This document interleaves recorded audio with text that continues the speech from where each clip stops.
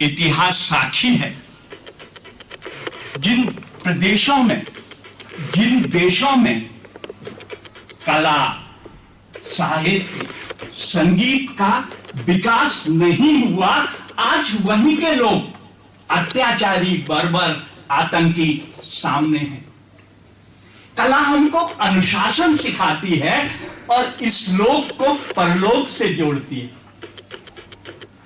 मैं तो, आप सभी जानते हैं, मैं तो चित्रकला का विद्यार्थी हूं और उसमें जिसको अंग्रेजी में विजुअल आर्ट कहते हैं, मतलब देखने की कला, सुनने की कला,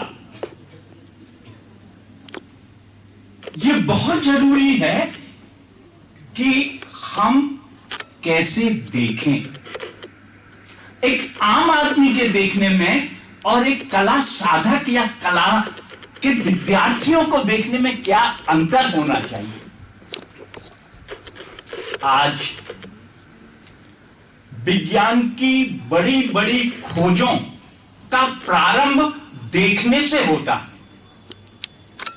देखने से हमारा चिंतन का विकास होता है और चिंतन से धारणाएं निकलती हैं और वही धारणाएं नए आविष्कार को जन्म देती हैं, जिनका शुरुआत होती है देखने से। जो कलाकार जितने नए अंदाज में देख सकता है, उतने ही नए अंदाज में सोच सकता है। देखना हमें सोचना सिखाती है। इसलिए हमको देखने की प्रक्रिया या संगीत में सुनने की प्रक्रिया, इसको कैसे विकसित करें। हम संगीत से जुड़े हैं या कलाओं से जुड़े हैं या अपनी संस्कृति से जुड़े हैं, हमको देखना, how to see, how to enjoy a work of art. कलाकार ने तो बना दिया, पर उसका आनंद हम कैसे लें। हम एक जैसा बोल सकते हैं। मैं कहूंगा पहाड़, नदी, पेड़, फ्लावर, रोटी, आप भी कह देंगे, पर इन सब की धारणा हम सबकी अलग अलग होगी और वो धारणा विकसित होती है हमारी रुचि, सौंदर्य बोध, सो कॉल्ड एस्थेटिक्स, संवेदनशीलता, दूसरे के दुख को अपना दुख समझना, दूसरे के प्रसन्नता में प्रसन्न होना और उसके दुखी होने पे दुखी होना, संवेदनशीलता। जितना हमारे अंदर विकसित होता जाएगा, उतना ही हम कला और संगीत का आनंद लेना शुरू कर देंगे। यह बड़ी सुखद प्रक्रिया है, आपकी सेल्फ डेवलपमेंट की प्रक्रिया है। मित्रों, आप चलते फिरते, उठते बैठते देखते ही हैं। इसकी पहुंच खाली स्थूल जगत को देखने भर की है, देखता कोई और है। हमारे शरीर में दो आंख और हैं, एक मन की आंख है और एक बुद्धि या विवेक की आंख है। मन कोई इस शरीर में ऐसा ऑर्गन नहीं है जिसको खोल के डॉक्टर दिखा दे कि देखो ये मन है। दिल को दिखा सकता है पर मन को नहीं दिखा सकता। मन जो बनता है वो हमारे विचारों से बनता है, हमारी कला और संस्कृति से विकसित होता है, हमारे ज्ञान से विकसित होता है। जो मन है, एक अच्छे आर्ट वर्क को देखकर, एक अच्छी कलाकृति को देखकर सबसे पहले हमारे मन में सेंसेशन पैदा होता है और वो सेंसेशन रिले होता है यहां, जिसको बोझने से पहले देखना आना चाहिए। आप अभी यहां पर शिल्प की, लोक कलाओं की बिहार की लोक कलाओं की जानकारी लेंगे। हमारी वरिष्ठ पद्मश्री दुलारी देवी जी हैं, ऐसे और भी यहां आएंगे। पर कला के जो रूप हैं, एक है हमारी समसामयिक कला, सो कॉल्ड कंटेम्परेरी आर्ट, और एक है लोक कला परंपरा। आपके यहां भी एक क्लासिकल म्यूजिक फॉर्म, एक फोक फॉर्म म्यूजिक करती है, और कंटेम्परेरी आर्ट बनाने पे विश्वास करता है। उस बनाने में कलाकार का अपना अनुभव व्यक्तिगत, लोक कला समग्र रूप से समाज से विकसित होकर आई है, उसके अंदर पूरी परंपरा है। और मित्रों, एक बात मैं यहां स्पष्ट कर देना चाहता हूं, परंपरा कभी भी रिजिड नहीं होती। परंपरा कभी भी संकीर्ण नहीं होती। जो अब तक कला में या संगीत में हमने परम की प्राप्ति की है, उससे परे ही परंपरा है। परंपरा एक विकासशील प्रक्रिया है। जो अब तक हो गया है, उसमें आज का कलाकार अपने आप को जोड़कर उस कलाधारा को प्रवाहमान करता है। कंटेम्परेरी आर्ट में भी वही है।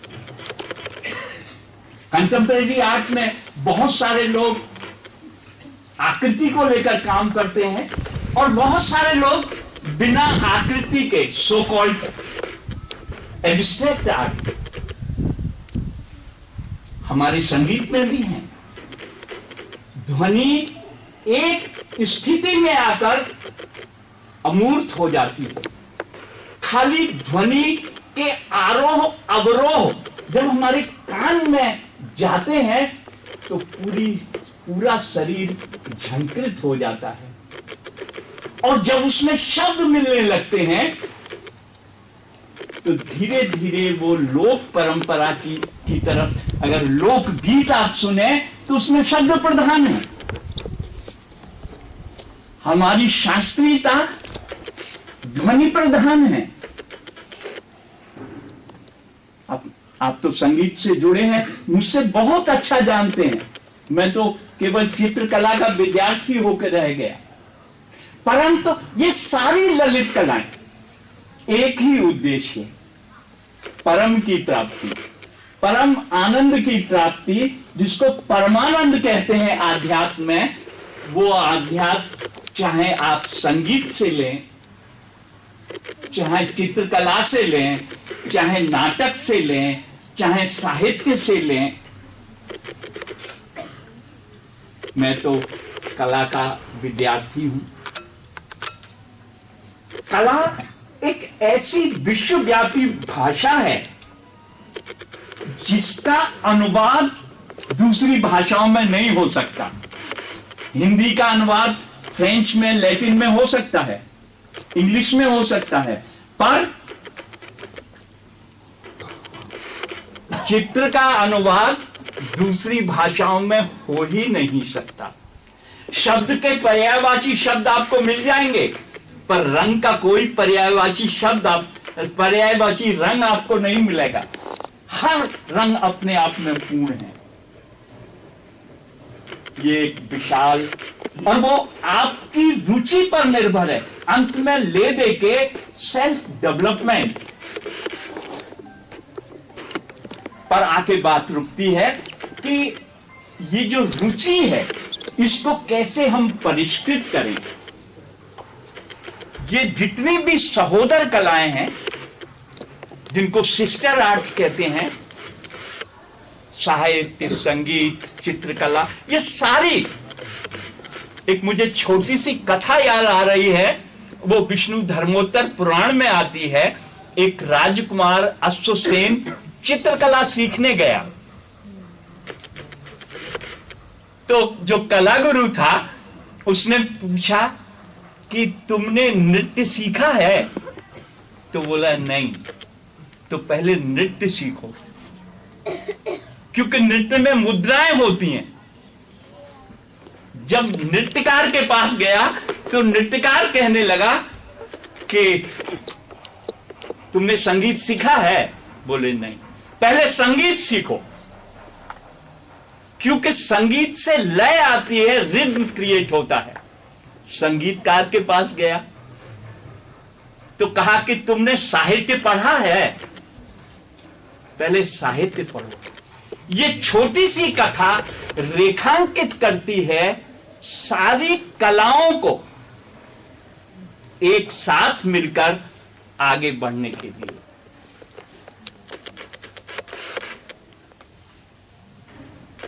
अब ये हम पर निर्भर है कि हम अपना विकास संगीत, साहित्य, डांस, ड्रामा, क्योंकि ये सारी कलाएं मनुष्य को मनुष्य बनाती हैं। एक अच्छा समाज बनाने के लिए बिना कला के अच्छे समाज की कल्पना ही नहीं की जा सकती। आज हम भारतीय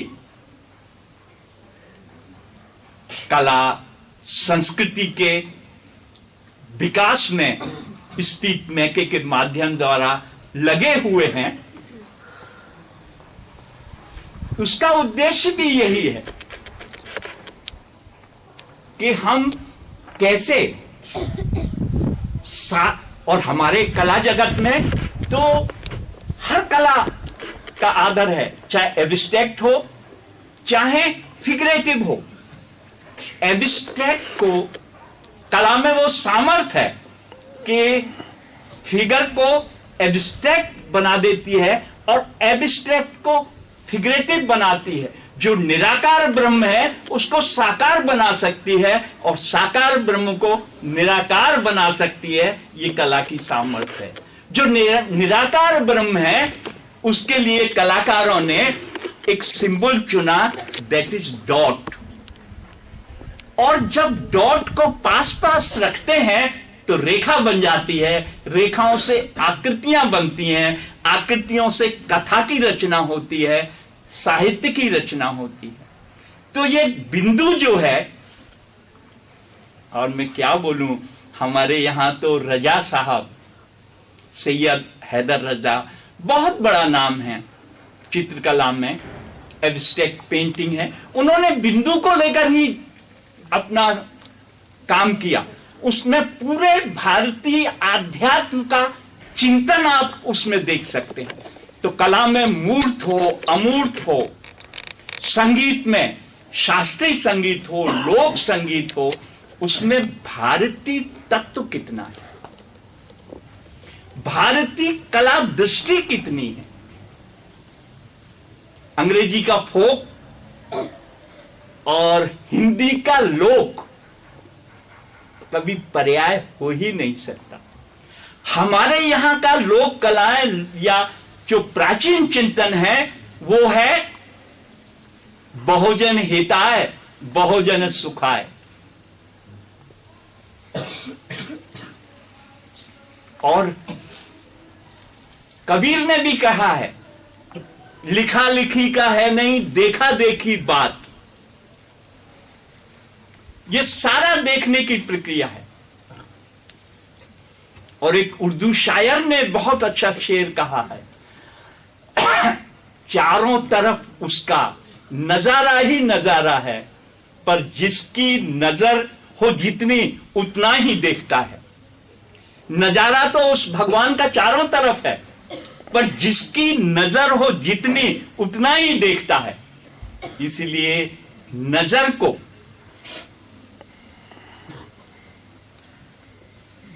एक होती है दृष्टि और एक होती है नजर। हमको नजर को डेवलप करना है, उसका विकास करना है कि एक ही चीज को 10 तरह से कैसे देखा जाए जिसमें आप दिखाई दे। आपके देखने में और दूसरे के देखने में क्या अंतर हो, उससे आपका इंडिविजुअल डेवलपमेंट होगा, आपकी थिंकिंग थॉट्स का विकास आपकी तरह होगा, वो बारोड नॉलेज नहीं है, आपकी अर्जित ज्ञान होगा, प्रैक्टिकल ज्ञान होगा। अंत में हम सब कला के विद्यार्थी हैं।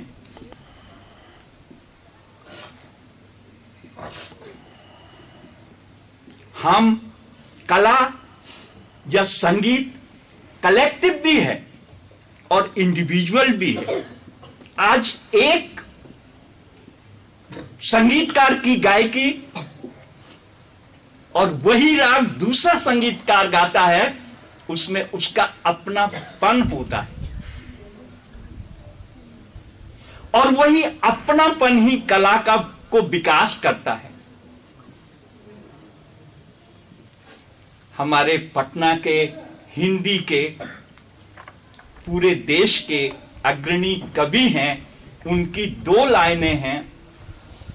अपना क्या है, अपना क्या है, इस जीवन में सब कुछ लिया उधार। अपना क्या है, इस जीवन में सब कुछ लिया उधार, और सारा लोहा उन लोगों का अपनी केवल धार।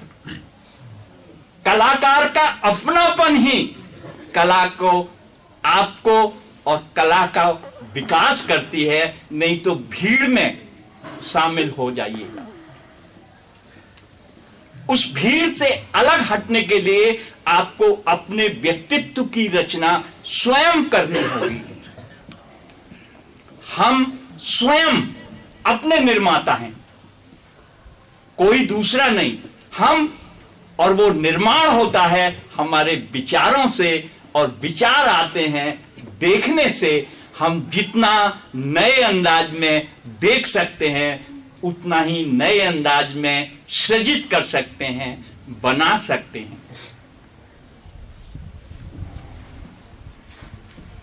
एंट्री बनाइए द इनर आई।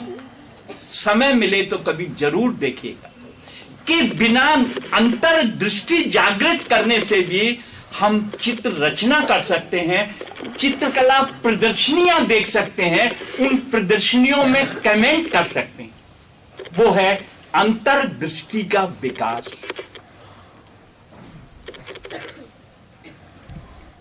हमारे समाज में तो आप देखते होंगे अनेक, आप बड़े भाग्यशाली हैं जो स्पीक मैके से जुड़कर अपने आप को विकास की प्रक्रिया में ले आए हैं, परंतु ये सौभाग्य सबको तो नहीं मिलता है। तो समाज में अलग अलग लेवल्स बन गए। राम जी के पास आ गई तो हजारों हजार लाखों जो बानर लड़े थे, उनमें एक सुगबुगाहट पैदा हुई कि यार वो कितनी सुंदर औरत होगी जिसके लिए इतने बड़ी लड़ाई हुई, रावण मारा गया, वो कितनी सुंदर होगी। अब एक सीता लाखों बानर संभव तो था नहीं, तो उन्होंने एक मीटिंग करके ये तय किया कि हम में से जो सबसे एक्सपीरियंस बानरी है फीमेल, वो जाके सीता जी को देखा है और हमको डिस्क्राइब कर दे तो हम समझ जाएंगे कि सीता कितनी सुंदर है। वो बानरी गई, सीता जी के चारों तरफ चक्कर लगाया, कहा है तो ये बहुत सुंदर, पर ये कैसी सुंदर है, इसके पूंछ तो है ही नहीं। क्योंकि बानर समाज में पूंछ ही सुंदरता का प्रतिमान है। इसलिए ये जो सांस्कृतिक डेवलपमेंट है, ये भी अलग अलग क्षेत्र में अलग है। हमारे वनांचल में अलग, वो भी अपनी जगह सही है, उनकी भी अपनी एक विरासत है, हमारी भी अपनी एक विरासत है, पर सबका उद्देश्य है मानवता का विकास, समाज को आदर्श समाज बनाने की प्रक्रिया। तो मैं अपनी बात यहीं समाप्त करता हूं। बहुत ज्यादा समय की भी सीमा है, कार्यक्रम की भी सीमा है। इसके बाद मैं बोला तो बहुत, पर मैं करता क्या हूं? तो कुछ मेरा